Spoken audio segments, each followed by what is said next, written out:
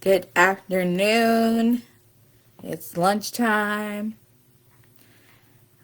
How are y'all doing? Let me make sure that I'm live like I always have to before I start rambling.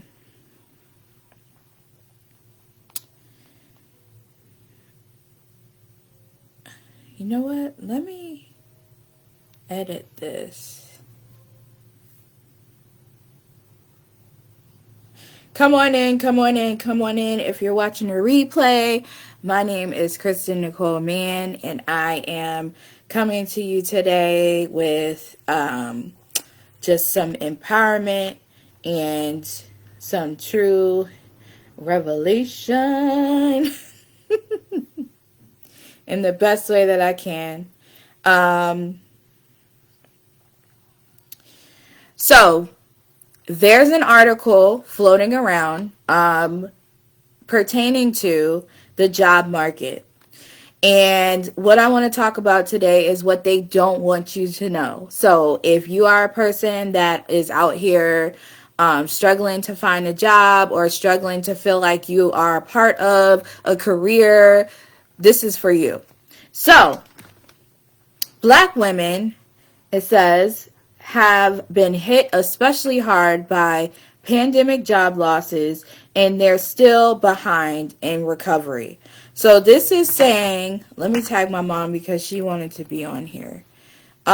This is telling us that the pandemic has hit the Black women, which 9 times out of 10 is my age. I am 32, and probably like the millennial age, 25 to 40 per se, because we are the ones that are in the job market now. We are the ones that are in the forefront of these spaces and environments. So this article was published the end of February, and it states that we as Black women, we're burning out in the frontline jobs, which is like, medical field, stuff like that. Then it says that we have lack of childcare, which is extremely true because childcare prices have went up since the pandemic. And I mean, they were already high before, but if you don't have a job or you have a job that's not paying that much,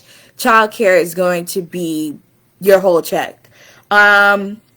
Hiring discrimination has played into this because even though we had groundbreaking, movements happening with the George Floyd and all these other things, we still are not getting hired. Why? That's a major problem.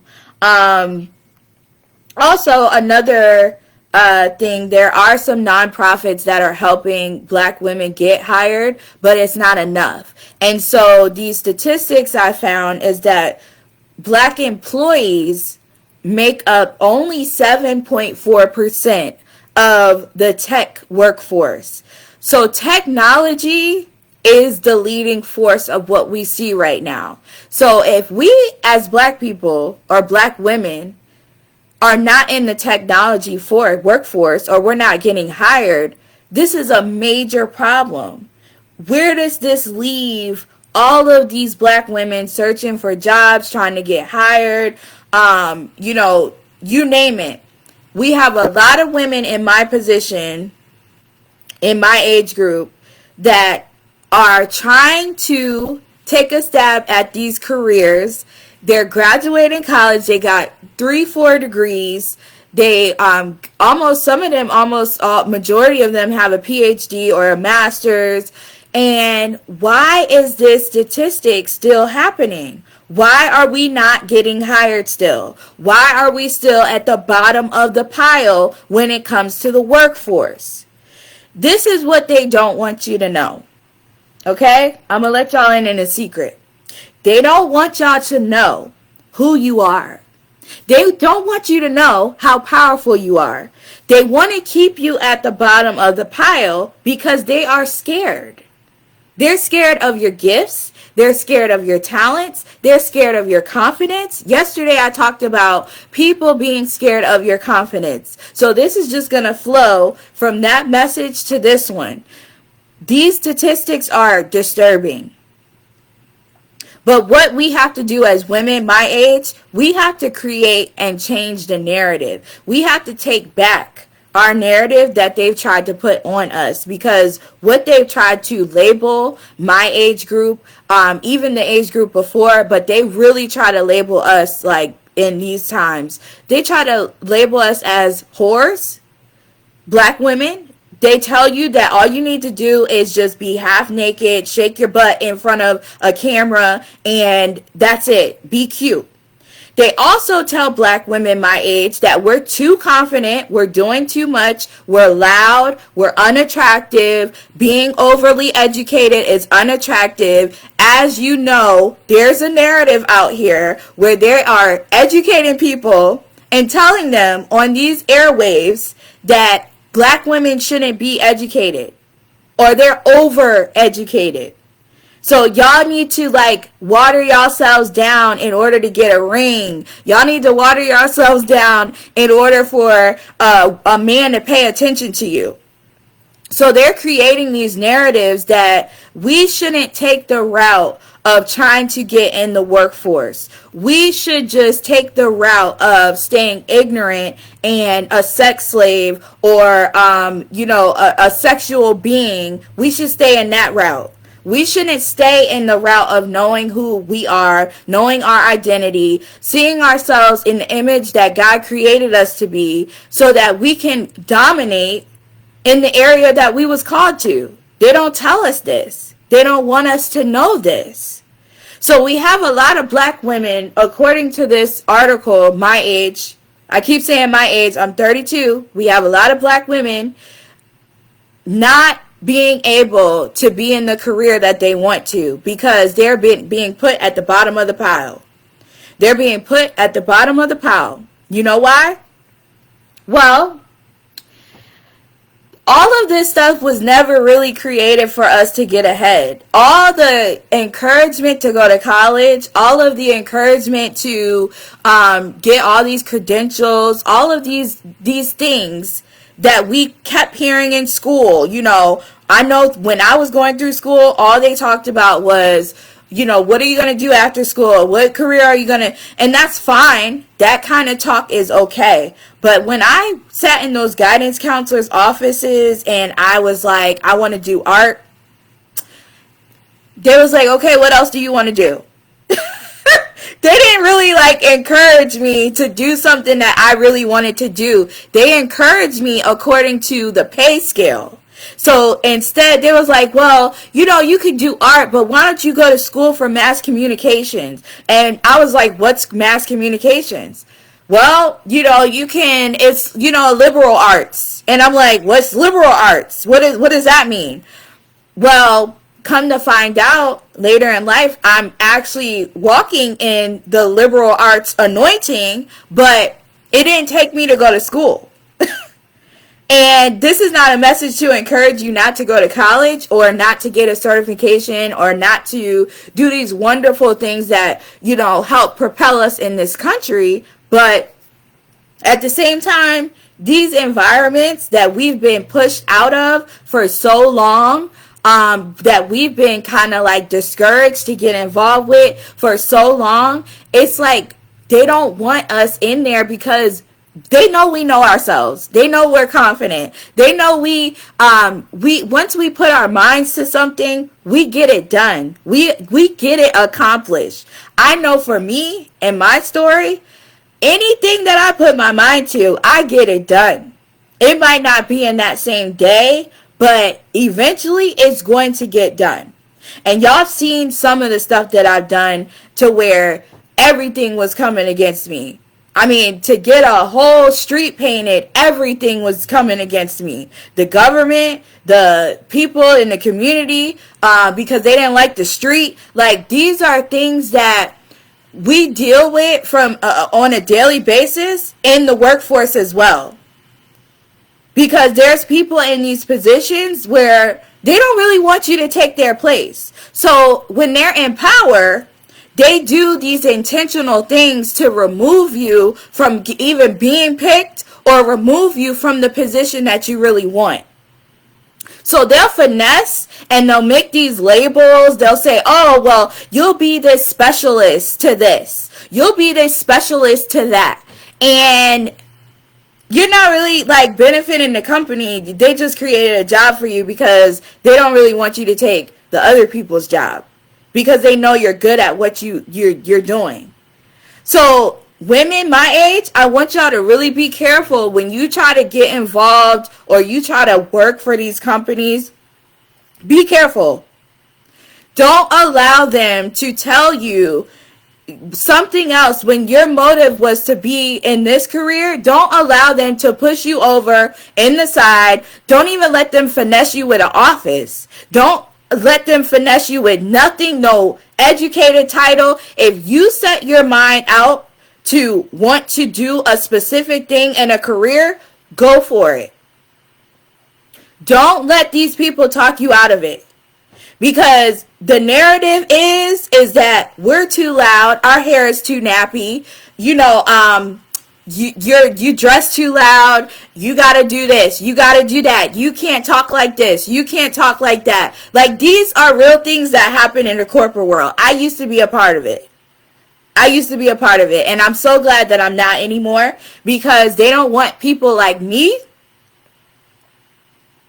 in any office, because I tell the truth and nothing but the truth. And what I'm going to do on my platform is tell the truth. So when a person like me walks in a corporate like setting, they don't really want that. They don't really want you to know yourself. They don't really want to work with someone that knows themselves. So our women in this time, in this era, they know themselves. They know what they want to go to college for. They know where they want to work. They know all these things. But it's a threat. It's a threat. When you know yourself, when you have confidence, what did I say yesterday? People are scared. People are scared.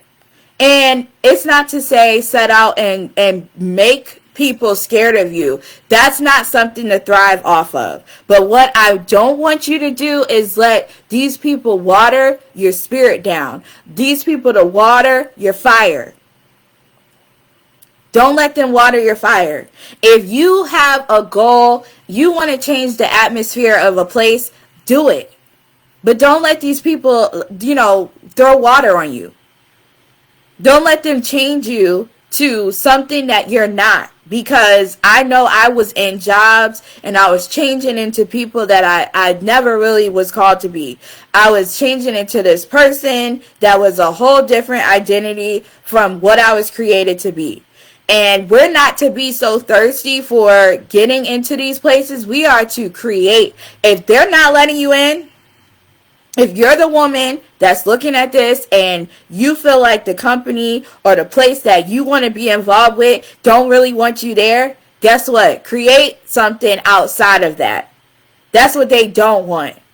They don't want us to create anything outside of what we're trying to get into. And they also don't want us in there to change the trajectory of that whole company.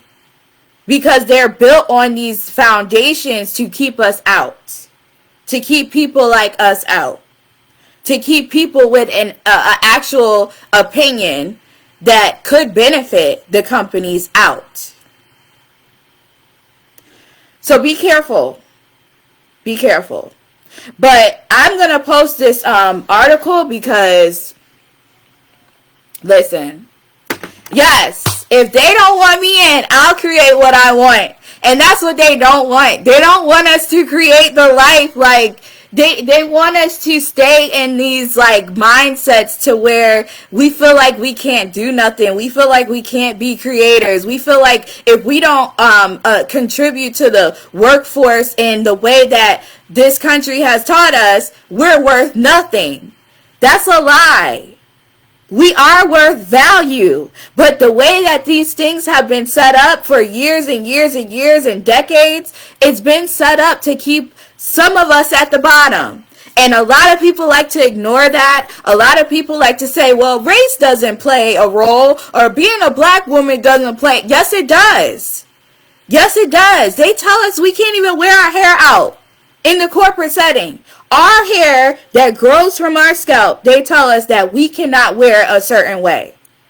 These are things that actually happen in the workforce. So, excuse me if I start preaching, create your own narrative. Go in there, create your own narrative. If they don't want you in there, create something else. Create outside of what this nation taught you. Because some of this stuff they taught us, I'm not even going to go there fully, but what they don't want you to know is who you are, your identity. And they don't want you to walk in there with that. They want to strip you. They want to overwork you. They want to underpay you. That's a whole other conversation. They really want to underpay you for something that they want you to do. But they don't want us to set our own salaries. They don't want us to really step into what we were called to do and set our own schedules, own salaries, live the life that God really intended us to live. But I'm excited. Go watch my last live. It was about confidence scaring people because it's going to scare some people.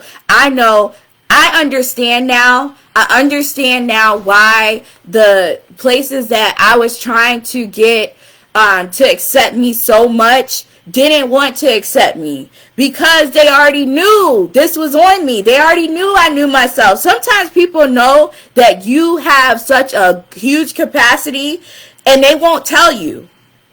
They'll let you stay in this like deep, dark place and allow you to feel like you're nothing. People are actually out there doing that. I call them gatekeepers. They do this in the church. They do this in corporate setting. They do this in any place that you could think of. They do this.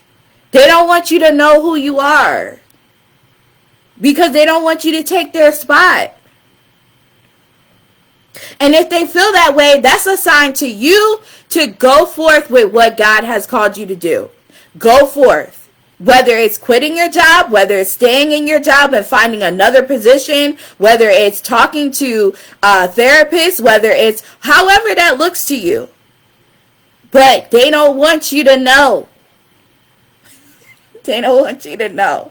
So I'm going to put this article in the comments. I'm going to try to do it right now.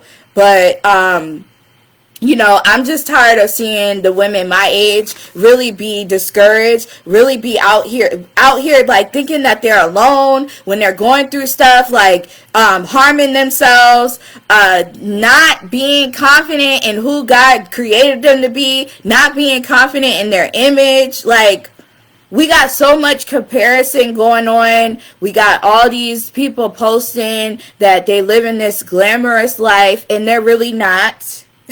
They're really not. A job is not your identity. A job is not your identity. That's really not what your identity is.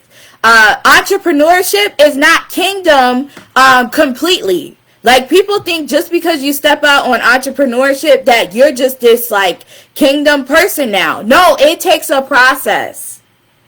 That's what they don't want you to go through. They don't want you to go through the process. They want you to stop at the when they tell you to stop. Like Simon, what is that? What that game? Like stop, go, stop, go. No. Don't go this far. Stop right there. You're growing too much. You're growing too much. Don't you stay right there. That's what they tell you. And what do? We just stop. And we're like, okay, I'm doing too much. I can't. Let me, water myself down. Let me slick my hair back. Let me straighten it, so I'm not too loud. I got stories for days. But my last story is, I had this interesting thing happen to me. I went to this bank where I live, and it's interesting how this stuff is all around. Like, they don't want you to know yourself. It's all around. So I went in this bank with my LLC papers, right? I had everything they said, like, to have to get a business account. I go in this bank. Tell this woman I want to open a business account.